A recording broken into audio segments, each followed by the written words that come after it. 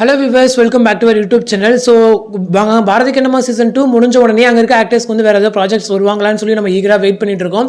So அந்த வரிசையில் இன்றைக்கி வந்துட்டு கண்ணம்மாவை ஆக்ட் பண்ண ஆக்டர்ஸ் வினிஷா வந்து ஒரு ஸ்டோரி ஷேர் பண்ணியிருந்தாங்க. ஸோ என்ன அப்படின்னா, கொடைக்கானல்லேருந்து ஒரு பிக் எடுத்து போட்டிருந்தாங்க. ஸோ கொடைக்கானல் ஷூட்டு அப்படின்னு சொல்லும் போதே நமக்கு டவுட் வந்திருக்கும், ஒருவேளை மகாநதி சீரியலில் வந்து அவங்க என்ட்ரி கொடுக்குறாங்களா அப்படின்னு சொல்லிட்டு. ஏன் அப்படின்னா, இப்போ ரீசெண்டாக டேஸாகவே மகாநதி சீரியல் எவ்வளோ தான் ஸ்கோர் பண்ணாலுமே டிஆர்பி வைஸ் லோ ரேட்டிங்ஸ் தான் வாங்கிட்டு இருக்காங்க. ஸோ ரேட்டிங்ஸ் பூஸ்டப் பண்ணுறதுக்கு வேறு ஏதாச்சும் பெரிய ஆக்டர் அண்ட் ஆக்ட்ரஸை வந்து கொண்டு வருவாங்க. ஸோ அந்த வகையில் பிரபலமான கேரக்டரான கண்ணம்மா கேரக்டர் வந்து இன்ட்ரோ பண்ணுறாங்களா அப்படிங்கிற மாதிரி அப்படியே டவுட் வந்திருக்கு. ஸோ அவங்க கொடைக்கானல் ஷூட்டு, குளோபல் வில்லேஜஸ் அப்படின்லாம் சொல்லும் போது கண்டிப்பாக எல்லாருக்கும் இந்த டவுட் வந்திருக்கும். ஏன்னா மகாநதியுமே செகண்ட் ஆஃப் தான் ஷூட் அப்படிங்கிற மாதிரி எனக்கு அப்டேட்ஸ் கிடைச்சது. ஸோ அதனால தான் நான் இந்த வீடியோவுமே ஷேர் பண்ணுறேன். ஸோ ஒருவேளை அவங்க என்ட்ரி வந்துச்சு அப்படின்னா கண்டிப்பாக ஏதாச்சும் ஒரு ஸ்ட்ராங் ரோலில் தான் அவங்களும் என்ட்ரி கொடுப்பாங்க. ஸோ ஹீரோயினுக்கு வந்து சப்போர்ட் பண்ணுற விதமாக. ஸோ வெயிட் பண்ணி பார்ப்போம் அவங்களோட என்ட்ரி வருதா அப்படின்னு சொல்லிட்டு.